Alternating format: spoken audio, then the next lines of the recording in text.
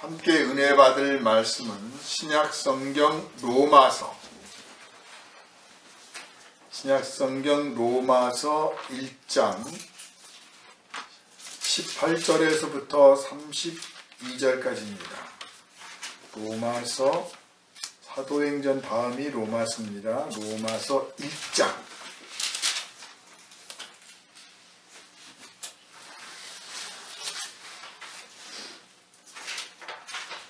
18절에서부터 32절까지 제가 가진 성경으로는 신약 239쪽입니다. 신약 성경 로마서 1장 18절에서부터 32절 순서지에 나와 있으니까 그걸 참고를 하시길 바랍니다.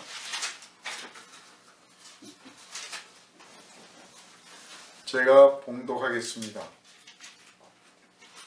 하나님의 진노가 불의로 진리를 막는 사람들의 모든 경건하지 않음과 불의에 대하여 하늘로부터 나타나나니 이는 하나님을 알만한 것이 그들 속에 보임이라. 하나님께서 이를 그들에게 보이셨느니라. 창세로부터 그의 보이지 아니하는 것들 곧 그의 영원하신 능력과 신성이 그가 만드신 만물에 분명히 보여 알려졌나니 그러므로 그들이 핑계하지 못할지니라. 하나님을 알되 하나님을 영화롭게도 아니하며 감사하지도 아니하고 오히려 그 생각이 허망하여지며 미련한 마음이 어두워졌나니 스스로 지혜 있다 하나 어리석게 되어 썩어지지 아니하는 하나님의 영광을 썩어질 사람과 새와 짐승과 기어다니는 동물 모양의 우상으로 바꾸었느니라. 그러므로 하나님께서 그들을 마음의 정욕대로 더러움에 내버려 두사 그들의 몸을 서로 욕되게 하게 하셨으니 이는 그들이 하나님의 진리를 거짓 것으로 바꾸어 피조물을 조물주보다 더 경배하고 섬김이라. 주는 곧 영원히 찬송할 이시로다. 아멘. 이 때문에 하나님께서 그들을 부끄러운 욕심에 내버려 두셨으니 곧 그들의 여자들도 순리대로 쓸 것을 바꾸어 영리로 쓰며 그와 같이 남자들도 순리대로 여자 쓰기를 버리고 서로 향하여 음욕이 불일듯 하매 남자가 남자와 더불어 부끄러운 일을 행하여 그들의 그릇 때문에 상당한 보응을 그들 자신이 받았느니라. 또한 그들이 마음에 하나님 두기를 싫어하매 하나님께서 그들을 그 상실한 마음대로 내버려 두사 합당하지 못한 일을 하게 하셨으니 곧 모든 불의, 추악, 탐욕, 악의가 가득한 자요, 시기, 살인, 분쟁, 사기, 악독이 가득한 자요, 수근수근하는 자요, 비방하는 자요, 하나님께서 미워하시는 자요, 능욕하는 자요, 교만한 자요, 자랑하는 자요, 악을 도모하는 자요, 부모를 거역하는 자요, 우매한 자요, 배약하는 자요, 무정한 자요, 무자비한 자라. 그들이 이 같은 일을 행하는 자는 사형에 해당한다고 하나님께서 정하심을 알고도 자기들만 행할 뿐 아니라 또한 그런 일을 행하는 자들을 옳다 하느니라. 아멘.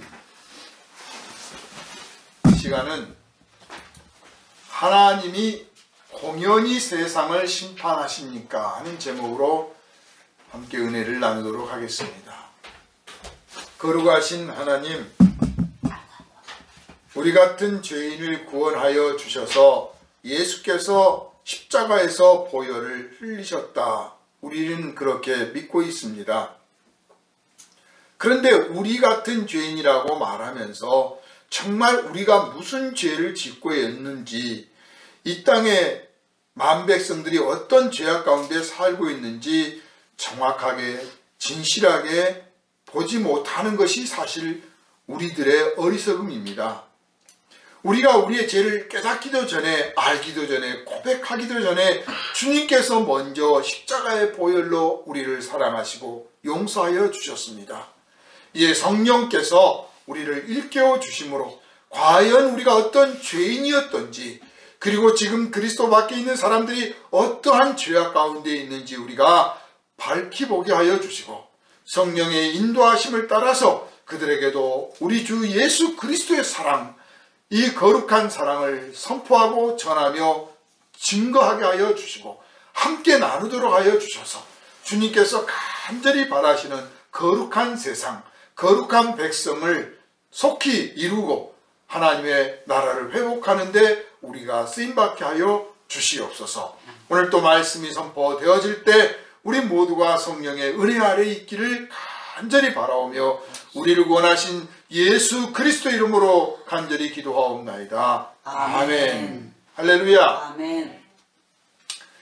사람이 죄를 밥 먹듯이 짓다 보면 그것이 나중에는 죄 같지도 않고 죄인 줄도 모르게 됩니다.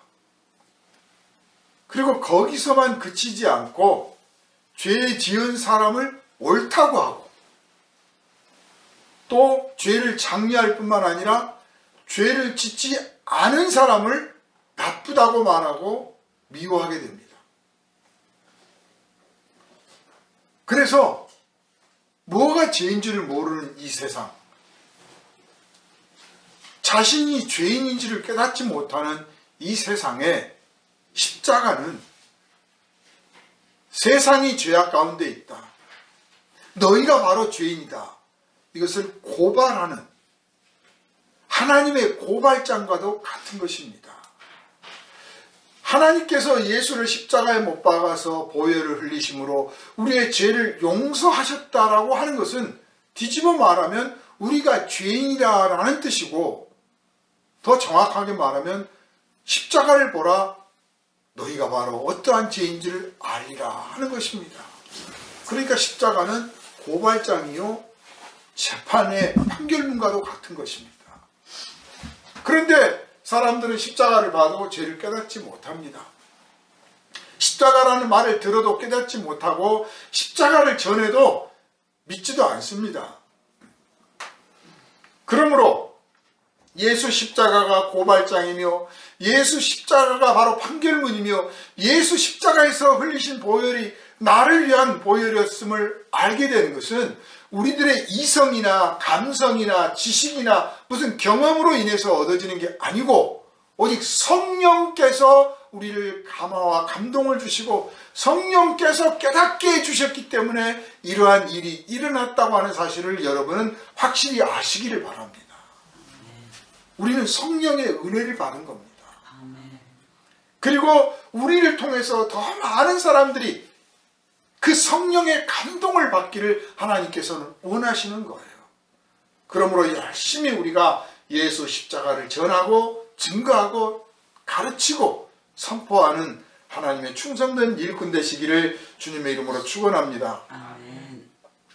하나님께서 그 아들을 십자가에 못 박아 죽여서 그 보혈을 흘리심으로 우리의 그 죄를 용서하실 만큼 인간은 어리석고 악해졌습니다. 성경은 인간이 얼마나 악하고 어리석은가를 고발하는 책이고, 또 한편으로 이 악하고 어리석은 인간을 얼마나 하나님이 사랑하시고 참으시며 용서하시고 기다리시며 이들을 구원하려고 애쓰시는가, 그리고 그러한 인간을 어떻게 구원하셨는가, 이거를 담은 책이에요. 성경을 아무리 많이 읽어도 여기서 그것을 발견하지 못하고 그 하나님의 진리 앞에 굴복하지 않으면 아무 소용없는 거예요. 성경을 봤더니 뭐 하나님이 이런 사람을 복 주시더라, 그래서 복 받는 비결, 뭐 은혜 받는 비결, 무슨 비결, 별걸 다 깨달아도 우리가 얼마나 흉악한 죄인이며 얼마나 어리석으며 이러한 이 죄인을 얼마나 사랑하시며 얼마나 기다려 주셨으며 얼마나 우리를 구원하기를 애쓰셨는지 그것을 발견하지 못하면 아무 소용이 없다고 말입니다. 인간은 하나님께서 그 아들을 십자가에서 보혈을 흘려 속죄의 제물로 삼으실 만큼 인간은 교만해졌습니다. 그 십자가의 사랑이 어리석게 보일 정도로. 예수 안 믿는 사람도, 교회 다니는 사람들은 예수 사랑 말한다면서, 십자가 사랑 말한다면서 너희는 그 사랑을 왜 아느냐고 막 따집니다. 자기들도 마치 십자가의 사랑을 아는 것처럼 말합니다. 그런데 정작 자신은 안 믿습니다. 예수 믿는 사람들한테 십자가의 사랑을 요구하면서도 정작 자기는 그 십자가를 안 믿습니다. 왜? 어리석게 보이거든요. 그만큼 교만한 거예요. 너나 다녀. 그래? 너 다닌 것까지는 내가 말 안 할 테니까 너나 다녀. 나는 안 다녀. 그만큼 교만해요. 하나님의 하시는 일을 어리석게 여겨요. 그러면서도 말은 하나님이 뭐 세상을 어떻게 이렇게 놔둘 수가 있느냐는 등 하나님의 능력이 뭐 어쨌다는 등 별소리를 다 합니다. 하나님의 최고의 지혜, 하나님의 최고의 사랑, 하나님의 최고의 선물, 하나님이 인류에게 주신 최고로 가치 있는 일이 예수 십자가예요. 그런데 그거는 안 믿고 그건 거절하고 그거는 우습게 여기면서 뭐 하나님 어쩌고 저쩌고 별 이야기를 다 합니다. 그만큼 교만한 거죠. 그러한 현실 속에서 우리가 예수를 믿고 있는 겁니다. 여러분, 죄라는 것은 이론이 아닙니다. 세상에 속지 마세요. 오늘날 검사, 판사, 변호사 뭐 등등 법을 좀 안다는 사람들이 교묘하게 죄를 짓습니다. 심지어는 법을 바꿔서라도 죄를 짓습니다. 법을 어겼으나 들키지 않으면 괜찮다고 생각합니다. 온갖 그럴듯한 논리를 다 갖다 붙여서 자기 죄를 변호합니다. 그들이 알고 있는 죄는요, 이론입니다. 여러분은 그 함정에 빠지시면 안 돼요. 죄는 이론이 아니에요. 법리 논리로 따져서 이건 죄다 아니다, 죄가 된다 안 된다, 죄가 구성이 된다 안 된다, 이런 게 아니라 말이에요. 하나님 앞에서 죄라고 하는 것은 논리가 아니고 현실인 것입니다. 현실이라고 하는 것은 삶인 것이라는 거예요. 삶의 본질, 삶의 방향성, 삶의 내용, 삶을 구성하고 있는 것들, 이것들이 하나님 보실 때 죄라는 거지, 인간이 가지고 있는 논리, 인간이 펼치는 논리, 인간이 주장하는 논리, 이게 뭐 죄냐 아니냐, 이게 아니에요. 이를테면 뭐 공산주의가 죄냐, 그러면 공산주의 아니고 민주주의는 죄가 아니냐, 이런 논리가 아니에요. 공산주의에 살든 민주주의에 살든 인간은 죄인이다 이거예요. 왜냐? 인간의 삶의 본질이 죄이기 때문이에요. 그런데 나는 민주주의를 믿고 있으니까, 신봉하니까 나는 하나님 앞에 의인이야, 이따위 소리를 하는 겁니다. 하나님 보실 때는 웃기지도 않는 겁니다. 하나님 앞에 모든 사람이 범죄하였으므로, 모든 사람이 범죄하였어. 한 사람도 예외가 없어. 그러므로 하나님께서 아들을 보내시고 그 아들을 속죄에 삼으셔야만 했던 겁니다. 모든 사람이 죄인이라. 그 모든 사람 안에는 우리가 존경하는 철학자니 무슨 신학자니 정치가니 아주 훌륭한 영웅이니 뭐 아주 인류의 봉사자니 그 모든 사람이 그 속에 들어있는 겁니다. 그런데 우리 오늘 현대사회는 갖가지 이론과 종교와 철학과 무슨 신학과 등등들이 막 발달하다 보니까 나는 이 부류에 속해 있으므로 나는 괜찮다. 나는 이걸 믿고 있으므로 괜찮다. 나는 뭐 교회 다니고 예수 십자가 교리를 믿고 있으니까 괜찮다. 천만의 말씀이에요. 하나님의 앞에서 죄가 이론이 아니라는 삶의 현실이에요. 그렇듯이 구원도 이론이 아니에요. 많은 사람들이 구원을 이론화시키고 있습니다. 그건 설명하려고 하는 거지 이론 자체가 아니란 말이에요. 어떤 걸 믿어야 구원을 받는 거고 안 믿으면 구원을 못 받는 게 그것도 아니고 어떤 이론이 구원을 다 설명하는 것도 아니에요. 이를테면 건강한 사람이 어디가 어떻게 건강하다고 굳이 설명 안 해도 건강하게 살잖아요. 반대로 병든 사람이 어디 어떻게 굳이 설명 안 해도 아파서 병들어 있잖아요. 죽은 사람을 뭐라고 설명합니까? 죽어 있으면 죽은 거지. 그러므로 여러분, 우리가 하나님의 말씀 앞에 엎드렸을 때 이론으로 이것을 받아들이려 하지 말고 내 삶의 현실을 그 안에서 발견해내고 내 삶이 이렇구나. 그걸 확실히 깨닫고 또 하나님의 은혜, 하나님의 구원도 이론으로 자꾸 만들려 하지 말고 내 삶의 현장 속에서 지금 하나님의 구원이, 하나님의 은혜가, 하나님의 사랑이 있고 함께 하시며 나타나고 있음을 발견해내시고 그걸 고백하고 누리시기를 주님의 이름으로 축원합니다. 아멘. 죄는 현실이고 사실이단 말이에요. 인간이 이 저지르는 죄악의 현실이 인간이 죄인이라고 고발을 하고 있습니다. 그러니 하나님의 진노가 공연한 게 아니란 말이에요. 사람들의 마음속에는 하나님을 믿는다고 하는 사람들도요, 밑바닥에는 하나님 요만한 일 가지고 그러세요? 요게 있어요. 하나님의 심판, 하나님의 징계, 하나님의 책망을 꼭 토를 달고 대묻고 싶은 거예요. 하나님 왜 그러세요? 왜 그러세요? 그리고 또 조금 그보다 조금 스스로 고상하다 생각하는 사람들은 왜 저런 놈들은 놔두시고 저만 갖고 그러세요? 왜 저런 놈들 당장 심판 안 하십니까? 그래서 늘 인간은 하나님의 심판을 왜 하나님 그러십니까? 하고 하나님이 공연히 심판하는 분인 것처럼 생각을 합니다. 또 어떤 사람들은 하나님은 뭐 세상을 상관하지도 않아. 만들어 놓고 그냥 지켜보고 계시다가 막판에 한번 딱 정리하고 끝날 거야. 이렇게 생각하는 사람도 있어요.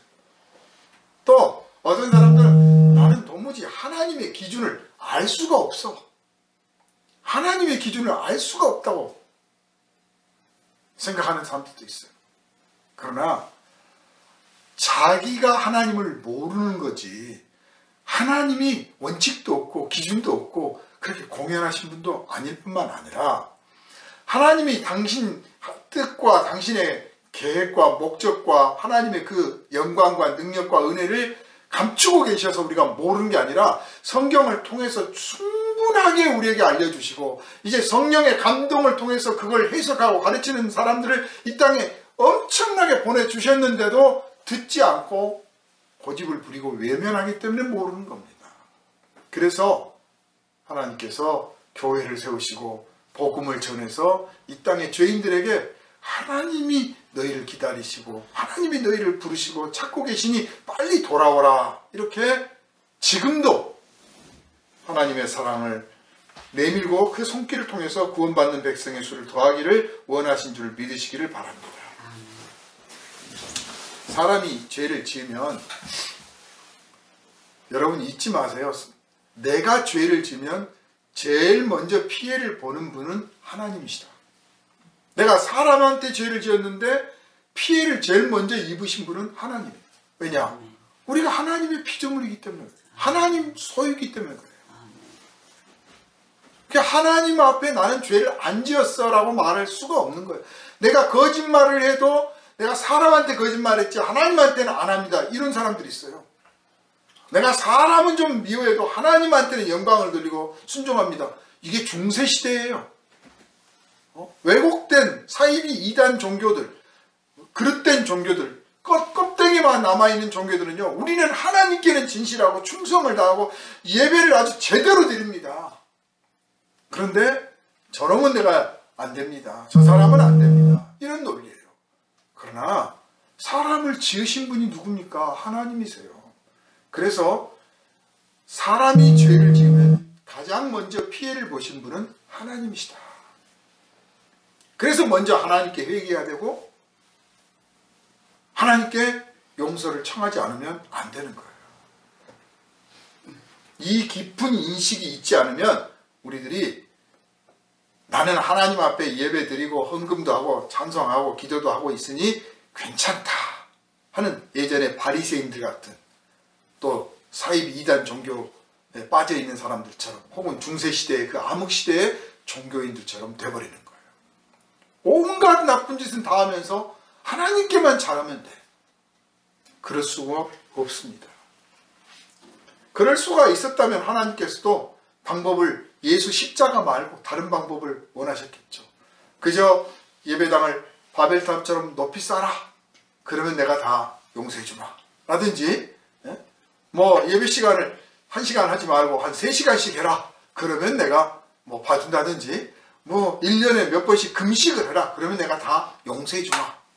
라든지 모든 종교의 함정 속에 다 그것들이 들어있는 거예요. 뿐만 아니라 인간은 모두에 말씀드린 것처럼 죄를 밥 먹듯이 짓다 보니까 자기가 가해자인 줄을 몰라요. 인간이 이 심각한 문제가 자기가 가해자인 줄을 몰라. 피해자일 때는 재빠르게 알아채요. 누가 나한테 좀 손해를 끼치고 나를 욕하고 나를 때리거나 혹은 내 걸 빼앗거나 뭐 속이거나 뭐 어쩌고 하면 아무튼 내가 좀 손해봤다. 내가 불이익을 당했다. 내가 아프다. 뭐 어쩐다 그러면 바로 하나님 어쩔 수가 없습니다. 어떻게 이놈을 용서합니까? 막 분노를 터뜨려가면서 하나님께 도움을 청하는데 자기가 가해자인 줄 몰라. 그리고 그 내가 가해자인데 그 피해를 제일 많이 보신 분이 사실 하나님이란 말이에요. 네? 내가 사람들은 한 사람한테만 죄를 지는 게 아니잖아요. 한 100사람 나눠서 지면 100분의 1씩밖에 기억을 안 하니까 어떤 죄는 기억도 안 하는데 사실은 하나님 입장에서 보면 다 하나님 거니까 하나님한테 100번의 죄를 진 거예요. 그래서 가장 큰 가해자예요. 그런데 기억을 안 해요. 자기가 가해자인 줄을 몰라요. 이게 심각한 겁니다. 그래서 예수께서 십자가를 지신 거예요. 너희가 이렇게 가해자다 하고 드러내 보이신 거예요. 온갖 가해자들은 온갖 논리를 다 둘러댑니다. 자기가 정당하다고 말합니다. 그러나 하나님을 속일 수가 없죠.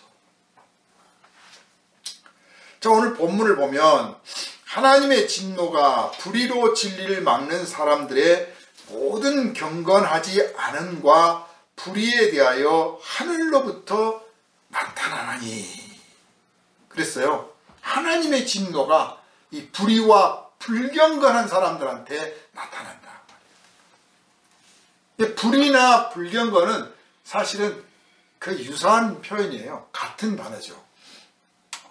요즘 우리 사회에 제일 많이 화두가 되었던 게 불공정. 언제부터 우리 사회가 공정을 추구했는지 또 그렇게 불공정이 문제가 됐는지 모르지만 어느 날 갑자기부터 막 불공정 그래요. 그런데 그 불공정에 대해서 따지고 뭐 하는 사람들이 자기가 불공정한 건 별로 생각을 안 하는 것 같아요. 자기 자신은 공정한지 불공정한지 생각지도 않고 그저 불공정에 대해서 막 말합니다. 이 불의와 불경건이란 말을 좀 현대적으로 알기 쉽게 말하면 불공정이다 이렇게 말할 수 있어요. 그러면 무엇이 공정한 것이고 무엇이 불공정한 것인가 한번 생각을 해봅시다. 따지고 보면 공정과 불공정을 뭐 이렇게 선을 그어놓고 혹은 무슨 뭐 룰을 정해놓고 이거는 공정, 저건 불공정 이렇게 하기가 참 어려운 것 같아요.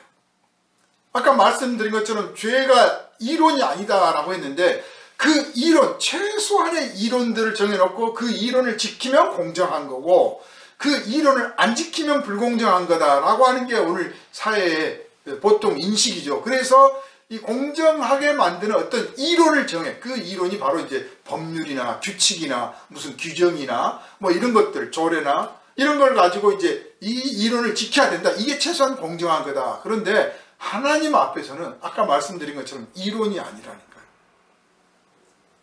하나님 앞에서 공정이라고 하는 것은 어떻게 보면 굉장히 무한히 열려있는 공간 개념과 같아요. 하나님을 아는 만큼 하나님의 사랑과 정의와 공의와 평화를 아는 만큼 그의 공정관이 달라요. 모르면 모른 만큼 좁아요.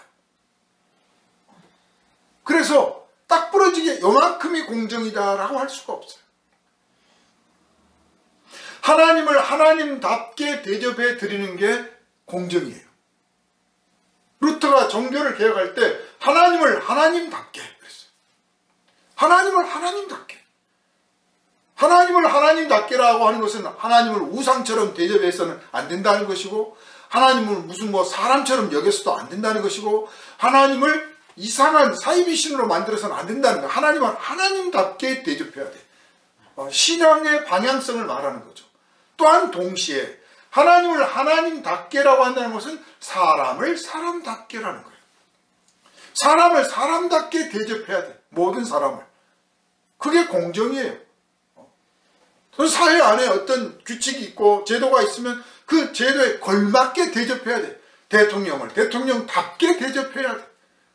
모든 사람은 모든 사람을 사람답게 대접하는 가운데 또 사회의 어떤 질서나 체계 안에서 또 합당하게 대접해야 돼. 부모를 부모답게 대접하고 자식을 자식답게 대접하고, 그러면 공정한 사회인 거예요.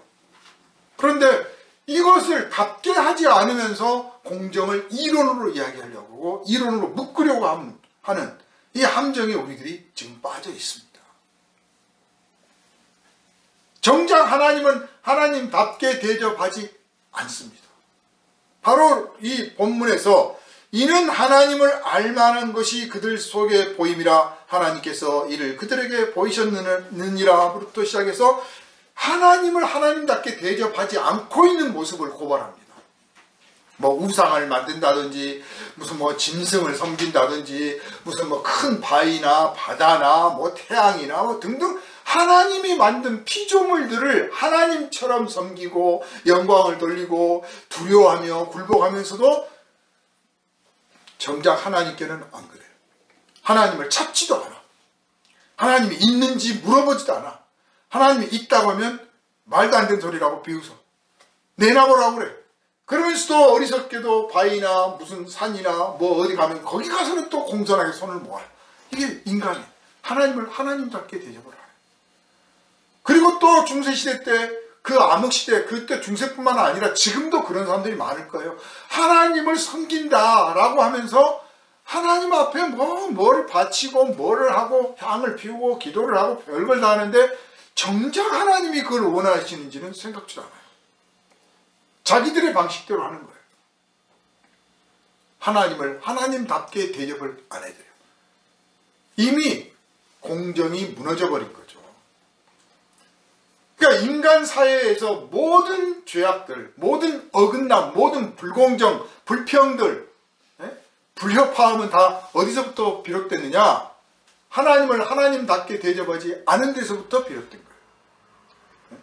인간이 뭐 도둑질하고 때리고 살인하고 뭐 온갖 죄악을 언제부터 짓게 되었느냐? 하나님을 배신한 뒤로부터 짓게 된 거예요. 하나님이 너희들 도저히 안 되겠다, 죄가 많아서 내가 버리겠다가 아니라 먼저 하나님을 버린, 하나님을 배반하고 하나님 앞에 하나님을 공정하게 대접을 안 해드렸기 때문에 그때부터 인간 사회에서 그것들이 자연스럽게 저절로 솟아나온 겁니다. 그래서 창세기가 기록된 이유가 왜 아담과 하와가 선악과를 따먹게 되었는지, 그리고 그 이후로 어떻게 되었는지를 고발하고 있는 거예요. 아담과 하와가 선악과를 따먹게 된 과정을 봅시다. 하나님을 하나님으로 대접을 안 한 겁니다. 하나님이 말이야, 우리가 이걸 먹으면 자기가 똑같아질 것 같아서 하나님 못 먹겠대. 그래? 먹자. 하나님을 하나님답게 대접을 안 해도 하나님이 뭐가 아쉬워서, 뭐 하나님이 그렇게 째째한 분입니까? 너희가 먹는 날에는 죽으리라. 죽기 때문에 먹지 말라고 했는데 죽게 되니까 먹지 말라고 했다는데 그거를 하나님이 말이야 어떻게 우리한테 이러실 수가 있어? 죽을 거를 왜 만들어? 뭐 이러신 거죠. 그럼 돌도 먹지. 왜 돌은 안 먹었을까? 죽을 건데. 돌은 딱딱해서 못 먹은 거예요, 사실. 이빨이 아파서. 그런데 선악을 알게 하는 과실은 보암직하고 먹음직하고 지혜로움직하니까 먹은 거 아닙니까? 돌이었으면 거기 돌이 매달렸으면 안 먹었을 거예요. 그런데 이게 먹을 만한데 내가 볼 때는 먹을 만한데 이걸 못 먹게. 이거 문제 있네. 과일에 문제가 있는 게 아니고 하나님이 못 먹겠으니 하나님이 문제가 있는 거예요. 이거 얼마나 왜곡되어 있습니까? 하나님을 불공정하게 대접한 겁니다. 그런데 하나님을 불공정하게 대접한 것이 곧 자기를 불공정하게 대접한 거예요. 사람은 사람다워야 되잖아요. 그런데 사람이 하나님 말을 안 들어. 사람이 사람답지 않은 거죠. 사람이 사람답지 않은 거예요. 옆에서 뱀이 그걸 막 부추겼는데 공모자죠. 사탄이 하는 일이 그거예요. 사람을 사람답지 않게 하는 거예요. 무슨 자기가 뭐 대단한 것처럼. 지금 전쟁이 나가지고 유럽에서 지금 시끄럽지 않습니까? 전쟁을 일으키는 장군이 며칠이나 더 살 것 같습니까? 몇 년이나 더 살 것 같습니까? 자기가 한없이 대통령 하면서 뭐 다 할 것 같지만 아마 얼마 안 남았을걸요? 얼마 안 남았어. 죽을 때 되면 이 많은 영토를 내가 다 장악했는데 그거 다 놓고 가야 되는구나 그럴 거예요. 사실 누리는 거 하나도 없어요. 이제 지옥의 그 심판의 소리 그리고 비명소리만 들리게 될 겁니다. 죽기가 두렵겠죠. 죽음을 맞이하고 죽음 앞에서 하나님이 나를 부르신다. 천국에서 나를 기다리시는 소리가 들린다. 노래가 들린다 하고 가는 사람이 있는가 하면 아이고 무서워라. 어떻게 안 죽을 수 없나? 의사선생님 나 좀 더 살려주세요. 그렇게 어쩔 수 없이 죽는 사람도 있을 겁니다. 무엇이 공정한 건지 인간을 인간답게 대접하고 하나님을 하나님답게 대접하는 게 이게 공정이란 말이에요. 그런데 선악과를 먹고 난 뒤로부터 이제 인간 사회는 불공정한 사회가 시작된 겁니다. 그래서 그로부터 인간이 가지고 있는 종교, 철학, 무슨 신념, 무슨 모든 것들, 무슨 도덕, 윤리 다 포함해 다 모든 것들이 사실 불공정을 바탕하고 있어요. 다 불공정해요. 그러나 사람들은 그걸 정당하다, 공정하다 생각합니다. 속는 거죠. 하나님 앞에서 하나님의 은혜와 하나님의 사랑으로 서로 사랑하고 서로 존경하며 서로 아끼면 더 바랄 것이 없는 사회가 사실 인간에게 주실 하나님의 선물인 거예요. 그러나 사람들은 이걸 이미 잃어버렸어요. 에덴 동산에서 쫓겨나면서부터 잃어버렸어요. 그런데 이 하나님을 불공정하게 대접한 그 행동을 하기 전에 이 아담과 하와 그리고 뱀이 했던 대화들을 딱 보면 이들이 은근히 이 불평을 털어놨다는 걸 알 수 있어요. 불평. 우리가 불평을 털어놓고 불만을 느끼는 것은 사실 어떤 생각이냐? 내가 왜 이런 대접을 받아야 되지? 불공정하다고 느끼기 때문에 그래요. 하나님이 왜 나한테 이런 일을 주셨지? 불공정하니까 불평이 나오는 거예요. 그러나 공정하면 하나님이 나에게 이렇게 하신 것은 합당한 거야. 내가 이런 대접을 받는 게 나는 맞아.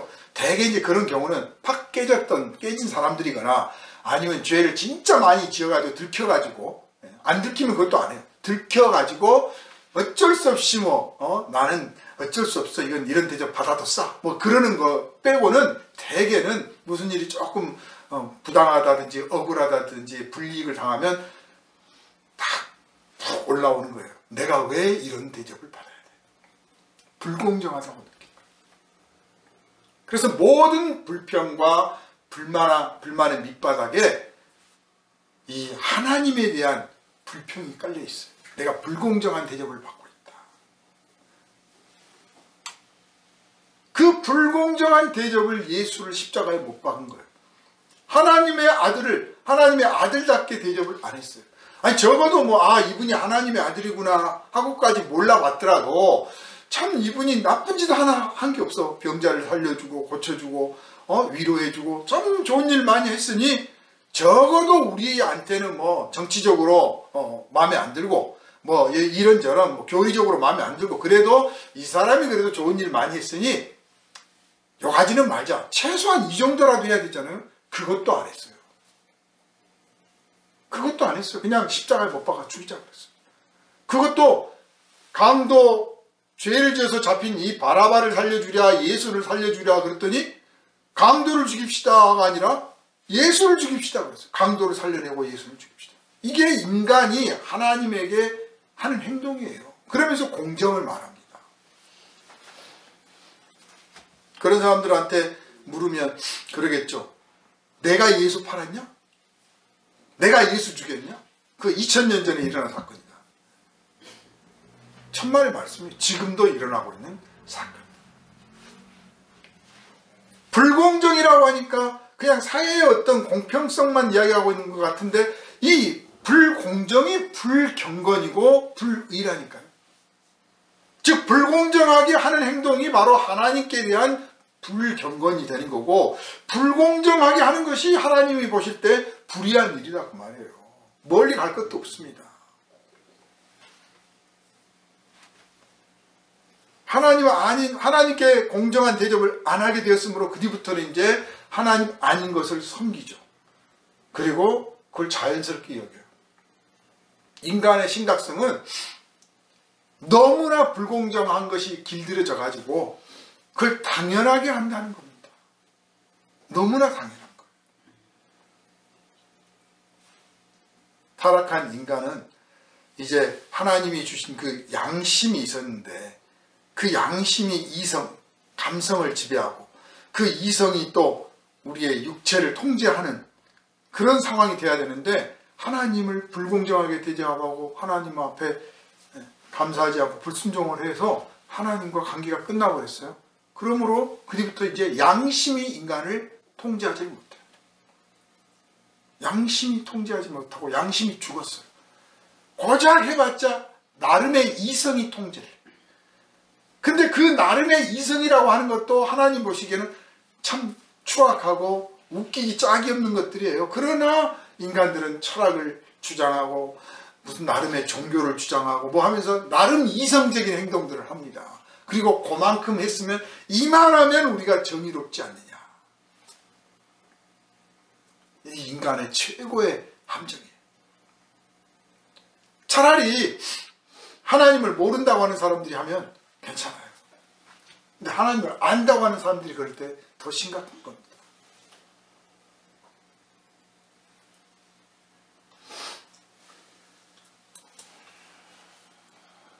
오늘 본문을 보면 그렇게 해서 이제 하나님에게 불공정한 대접을 한 결과 하나님께서 내쫓았죠. 정당한 대접을 안 한 사람들을 에덴 동산에 둘 수가 없잖아요.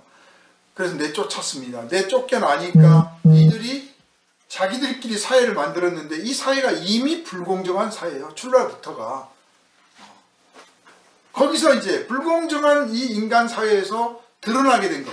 그 불공정함이 드러나게 돼서 행동으로 나타나게 됐는데 모든 불의와 추악과 탐욕과 시기와 살인과 분쟁과 사기와 악독이 가득하고 수근수근하고 비방하고 별의별 것들이 다 나타나는 거예요. 그 가운데 사람을 죽였느니 도둑질을 했느니 했느니 하는 것은 우리가 딱 이건 죄다.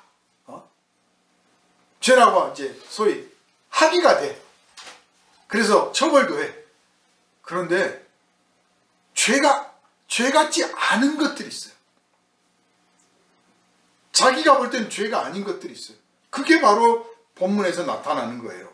예? 시기, 악독, 수근수근, 비방, 교만하고 자랑하고 악을 도모하고 부모를 거역하고 우매하고 배약하고 무정한 자요 무자비한 자라. 약속을 어기는데 아무렇지도 않게 약속을 어겨. 조금 미안하면 거기다 그럴듯한 이유를 대. 이유를 대요. 그러면서 약속을 팍 내던져버리고 무정하고 무자비한 것을 정당하다고 느낀다니까요. 논리만 주어지면 자기의 그 무정함과 무자비함을 마음껏 발휘하면서 나는 정당하다 이렇게 말해요. 근데 오늘 사순절 첫 번째를 맞이해서 우리가 본문에서 정말 한번 좀 세심하게 생각해야 되는 부분이 바로 수근수근 하는 자요. 이 부분을 좀 중점으로 말씀을 좀 보겠습니다. 얼마 전에 그 구독자가 좀 제법 많은 유튜버가 자살을 했어요. 여자 유튜버가. 막 댓글이 뭐 악담들이 많이 달리니까 참지 못하고 자살을 했는데 그 자살 사건이 외부에 이제 알려지게 됐어요. 자살한 줄도 몰랐는데 그 가족 중에 누가 이 사람 자살했습니다. 여러분 더 이상 악한 댓글 좀 달지 말아주세요. 하게 돼서 이제 알려졌는데 알고 보니까 그 유튜버가 죽기 전에 엄마가 먼저 자살을 했어. 그 딸이 그렇게 막 공격을 당하는 걸 보고 괴로워하는 모습을 보고 엄마가 어떻게 도와줄 수가 없으니까 그러지 마세요. 아무리 글을 올려도 사람들이 안 듣는 거예요. 그래서 엄마가 먼저 참지 못하고 자살하고 그리고 이제 얼마 안 돼서 딸이 자살을 했습니다. 그런데 그냥 언론에서 한번 그랬답니다 하고 딱 끝나요. 한국 사회가 이 수근수근하는 하나님 앞에 엄청난 죄악을 저지르는 일을 아무렇지도 않게 행하고 받아들이는 사회가 돼버린 거예요. 아무렇지도 않아요.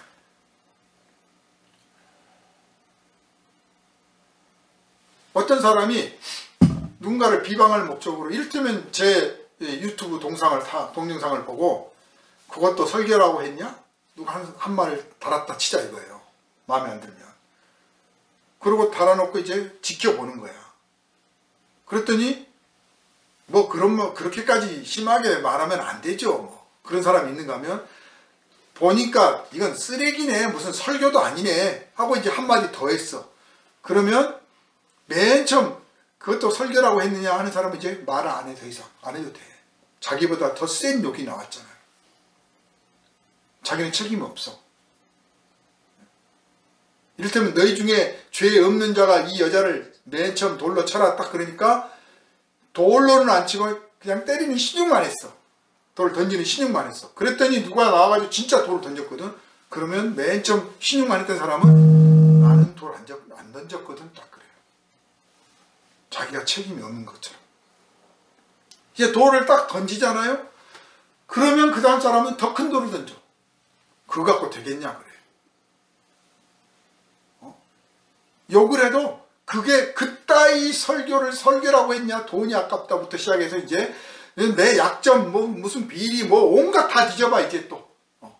그래가지고 얘가 알고 보니까 뭐 엉터리였고 무엇이 어쩌고 저쩌고 뭐 온갖 돌을 달아요. 그러면 또 사람들이 더 거기에 붙어가지고 욕을 해. 이제 막 저건 사입이다 뭐 교주가 됐더라 뭐 어쩌고부터 시작해서 그래서 결국은 내가 아이고 못 살겠다 싶으면 이제 교인들도 이제 이런 말 듣고는 교회 못 나오겠다고 나가. 그래서 에이 문 닫자. 그러면 그때 다 멈추는 게 아니에요. 책임을 안 지고 도망갔다 그래요. 현재 한국에서 벌어지고 있는 일입니다. 중국은 더 심하고요. 한국도 지금 예외가 아니에요. 지금 뭐 그냥 자살한 사람 몇 사람 있으니까 그러는 거고요. 실제로 지금 얼마나 많은 사람들이 유명한 사람들이 막 못 견뎌서 자살했습니까? 또 한때 뭐 미투 운동할 때 진짜와 가짜가 막 섞여가지고 어디까지가 진짜인지 모르고 있는 그 상황에서 그저 막 이 사람 나쁜 짓 했다, 이 사람 뭐다 그러면 거기에 쌓여가지고 그냥 무너져버린 개인들, 가정들, 직장들 얼마나 많습니까? 그런데 그 가해자들은 전혀 죄책감도 안 느끼고요. 그 사람들은 공격도 안 당해요. 그래서 현재 한국 사회의 특징은 먼저 돌 던진 사람이 이긴다요. 진짜 죄가 있느냐 없느냐는 중요한 게 아니야. 누가 먼저 돌을 던지면 돌 맞은 사람이 죄인이야. 누가 먼저 증오를 표현하느냐, 그게 곧 정의라고 말하고 있는 사회가 되어버렸습니다. 뭐 성소수자를 어쩌느니 또 반대하느니 그 논리들을 펴고 있는 걸 들여다보고 있으면 자기가 가해자인 줄 모르고 가해를 하고 있고 아무렇지도 않게 하고 있습니다. 그냥 참 하나님 보실 때 이러한가. 오늘 본문을 보면요, 이 때문에 하나님께서 그들을 부끄러운 욕심에 내버려 두셔서 이제 여자들이 순리대로 쓰지 않고, 그러니까 소위 말해서 지금 동성연애에 대해서 아주 냉정한 비판을 가하고 있어요. 그런데 여러분, 이걸 기억하셔야 됩니다. 다들 이걸 가지고 교회는 동성연애를 반대하고 있고, 그래서 동성연애를 지지하는 놈들은 사탄 마귀고 뭐 해가지고 이제 뭐 온 공격을 다 하는데, 이 로마서가 써진 이유가 뭡니까? 이 땅에 동성연애자를 없애자는 겁니까? 이 글이 써진 목적은 동성연애를 하는 사람이든 그들을 욕하는 사람이든 다 죄인이다, 그걸 말하자고 하는 거예요. 동성연애가 드러난 죄이고, 살인이 드러난 죄이고, 도둑질이 드러난 죄인데, 다 드러난 죄인데, 사실은 드러나지 않았어도 너희가 다 죄인이다. 예수께서 십자가를 지셔야 했던 이유는 그 몇 사람 때문이 아니고 모든 사람을 위하여 지신 거다. 그러니 예수 십자가 안에서 너희가 회개하고 용서하고 그들을 위해서 기도하고 그들을 너희가 사랑으로, 하나님의 사랑으로 끌어안을 수 있어야 된다. 그 말씀을 하려고 로마서가 써진 거예요. 그냥 누구누구 정죄해가지고 쫓아내버리고 정치적으로 그 사람들 매장해버리고 이러려고 만들어진 글이 아니란 말이에요. 로마서 써진 이유가, 로마서 1장부터 3장까지는 철저하게 모든 사람이 범죄하였다. 거기에 유대인이나 헬라인이나 구별이 없다. 남녀노소, 신앙을 가졌든 안 가졌든 할 것 없이 다 죄인이다. 그런 죄인을 위해서 예수 십자가가 세워진 것이다. 이 말씀을 전하려고 하는 것이고, 우리가 그 말씀 앞에 정말 진심으로 굴복한다면 내가 어떻게 하면 저 사람을 그리스도의 사랑으로 끌어안을 수 있을까? 하나님께서 먼저 우리를 사랑하시고 십자가를 통해서 우리를 구원하셨기 때문에 우리가 하나님을 사랑하고 믿게 된 거 아닙니까? 하나님이 먼저 하셨어요. 그리고 그 사랑을 알기 때문에 그래도 명색이 우리가 예수 믿는다고 하면서 형제와 이웃들에게 조금이라도 더 나누어 보려고 하고 그들을 위해서 기도하고 그러지 않습니까? 하나님이 먼저 하셨기 때문에 그런 거예요. 그러므로 예수 사랑 안다면 우리가 먼저 할 줄 알아야 돼. 먼저 끌어안을 줄 알아야 되고, 먼저 용서할 줄 알아야 되고, 먼저 참을 줄 알아야 되고, 먼저 그들을 위해서 기도할 줄 알아야 되는 거예요. 단순히 정죄하고 비방하고 내 쫓는 것이 중요한 게 아니란 말이에요. 저는 동성연애 좋아하지 않아요. 지지하지도 않습니다. 그러나 단순히 그냥 뭐 법리적으로 그들도 인권이 있다 이게 아니라 나를 위해서 주님 죽으셨듯이 저들을 위해서도 죽으셨다. 나를 참고 용서해 주듯 나도 저들을 참고 용서할 수 있어야 되고, 내가 기다려야 되고, 내가 저들을 위해서 기도해야 될 뿐만 아니라 저들의 안전을 보장해 줘야 된다. 그것이 하나님께서 내게 베푸신 은혜를 갚는 길이다. 이렇게 생각하는 겁니다. 미국의 어떤 목사님이 쓴 글 중에 그런 게 있어요. 뭐 유명한 목사님인지 아닌지는 모르지만 그분이 어느 날 이제 설교를 동성 연애자들을 아주 비방하는 이 로마서 이 본문을 가지고 막 엄청나게 했답니다. 그래서 이 땅에 에이즈가 들어온 겁니다. 하나님의 심판을 두려워야 됩니다 하고 막 했는데, 그 설교를 듣고 교회를 떠난 분이 있었어요. 와가지고 어떤 분이 항의를 하더래요. 이 목사님 그렇게 하시면 안 됩니다. 딱 보니까 장로님이셔.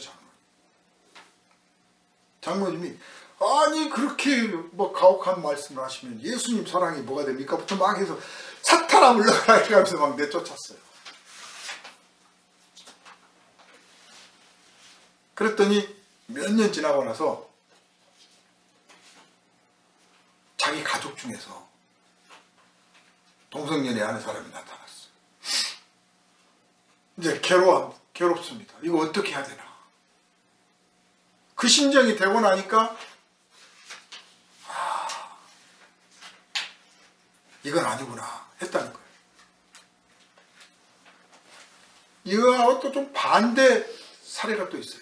어떤 목사님이 동성연애자도 우리의 형제입니다. 다양성을 인정해줘야 됩니다. 그랬더니 그날 또 설교 마치고 장로님이 한 분이 오셔가지고 목사님 교회가 그걸 인정하면 어떻게 됩니까? 막 따져. 나 이 교회 안 나온다. 난 잘못한 거 없는 것 같은데 그랬다고 떠나버리냐고 화도 나고 슬프기도 하고 그랬는데 몇 년 후에 그 장로님이 아들을 데리고 교회에 오셨어요. 와가지고 아들이 AG에 걸렸는데 목사님 기도 좀 해주세요. 우리 아들이 동성연애 하다가 AG에 걸렸습니다. 그래서 같이 붙들고 울면서 기도를 했다. 자, 두 사례를 딱 보면요. 둘 다 지금 목회자, 장로, 가족들 연결이 딱 돼 있습니다. 알고 보면 우리 이야기인 거예요. 멀리 있지 않아요. 따지고 보니까 누가 옳으냐 그르냐는 아무것도 아닌 거예요. 누가 옳았느냐 그랬느냐 뭐 하나님의 법대로 했느냐 안 했느냐 그 앞에서 아무 소용 없어졌다는 사실을 발견한 거예요. 우리가 할 수 있는 일은 같이 붙들고 울고 치료해주고 기도해주고 사랑해주고 참아주는 것 외에는 사실 할 일이 없다는 사실을 발견한 겁니다. 제가 늘 설교 시간 때마다 말씀을 드립니다만은 사람들의 분노를 이용해서 돈을 벌려 하거나 정권을 잡으려고 하나 뭐 하는 사람들이 있으면 절대로 따르지 말고 믿지 마세요. 그게 바로 사탄이에요. 분노하는 것과 정의로운 것은 다른 겁니다. 그런데 많은 사람들은 내가 분노를 하면 내가 마치 정의로운 줄 알아요. 정의는 실천하는 겁니다. 내가 화를 냈기 때문에 정의로운 게 아니고 정의를 실천하는 사람이 정의로운 거예요. 의로운 사람이 의로운 거지 불의를 욕한다고 해서 의로운 사람이 아니다 그 말이에요. 그게 바로 종교인들, 철학자들, 신학자들, 문학가, 예술가 이런 사람들이 빠지는 함정인 거예요. 거기가. 사람을 직접 눈앞에 보고는 욕 못하지요. 하기가 쉽지 않습니다. 사람들은 다 군중 속에 숨습니다. 한 사람이 나와서 돌을 던지라고 그러면 못 던집니다. 그래서 예수님이 말씀하신 거예요. 너희 중에 죄 없다고 생각하는 사람이 먼저 나와봐라. 군중 속에 숨지 말고 나와봐라 그러는 거예요. 그런데 사람이 한 사람씩은 못하는데 군중 뒤에 딱 숨잖아요. 그러면 합니다. 서슴없이 돌을 던져요. 그보다 더 무서운 게 오늘날 사이버 세상입니다. 사이버 세상은 얼굴을 안 봐. 얼굴을 안 보니까 모든 욕을 다 해도 돼. 얼굴 보고는 못할 욕들을 해. 서슴지 않고 합니다. 그리고 아니면 말고. 아니면 말고 끝에 가서. 그리고 미안했다 한마디면 되는 거라고 생각해. 그런데 이거를 아무도 괴로워하는 사람들이 없어요. 거기도 하나의 세계가 되어 있는데 이걸 괴로워하고 개탄하고 정말 수없이 거기에 대한 주의를 줘야 되는데 오늘 우리 좀 지성인이라 할 만한 분들, 또 뭐 성직자라고 하는 분들, 그런 분들이 과연 이 사이버 세계에 대해서 얼마나 심각하게 말하고 있습니까? 그렇게 말을 별로 안 해요. 오히려 그걸 통해서 자기의 뭐를 더 이루려고 하죠. 공격을 서슴없이 하고. 거기가 바로 죄악에 물든 인간들의 해방구예요. 모든 속삭임들, 모든 수근거림들, 모든 비방과 모욕과 배약이 다 그 속에 들어있어요. 이 사이버 세계 안에. 그리고 현실에 나타나는 것은 극히 일부분이에요. 빙산의 일각에 불과합니다. 얼마나 많은 댓글들이 막 달리는지는 몰라요. 그거를 통해서 박수를 치며 이익을 얻는 사람들이 있습니다. 하나님의 심판이 공연히 있는 게 아닙니다. 저는 그래서 이 댓글을, 이 사이버 세계를 딱 보면서 무섭다.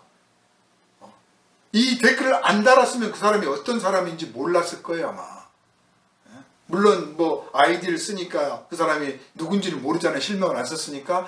그렇지만 본인은 알잖아요. 자기가 얼마나 사람을 욕하고 비방할 수 있는지, 얼마나 미워할 수 있는지 자기가 자기를 딱 드러내고 있는 거죠. 그걸 보면서 무서운 사람들, 알고 보니까 다 그런 거예요. 다.